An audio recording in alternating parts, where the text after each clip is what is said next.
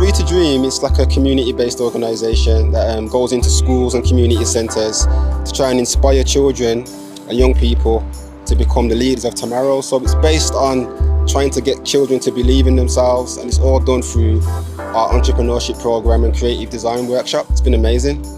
So the kids have came, they got stuck in straight away, listened to my and Mark's instructions, anything that we've asked them to do, they've done it. They went into 2 teams and to create their own hoodies. They worked cohesively, cooperatively, and they were all around just amazing to work with. I enjoyed learning about the behind the scenes of making the hoodie, and obviously working together in order to make this hoodie or that hoodie. And like, it takes communication, takes lots of agreement to come to this, which is basically the reality of how these F2D made it. Yeah, I think all of them was good. They got involved. It was really good. It's good that we split them into 2 teams and still got on with it. We've done games with them.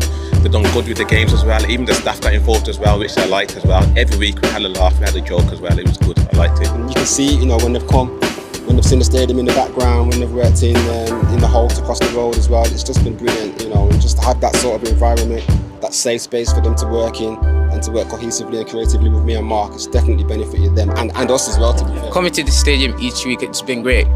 I feel more connected to the club now. It's been a really good stepping stone for us just to come into the community of Aston and Lozells and to get to work with the kids in and around the area. So for us, it's been a massive opportunity, one that me and Mark won't take for granted, and hopefully it could be a stepping stone to help us to lead into working with more organisations like the Premier League and Aston Villa. So it's been a privilege for us. Thank you.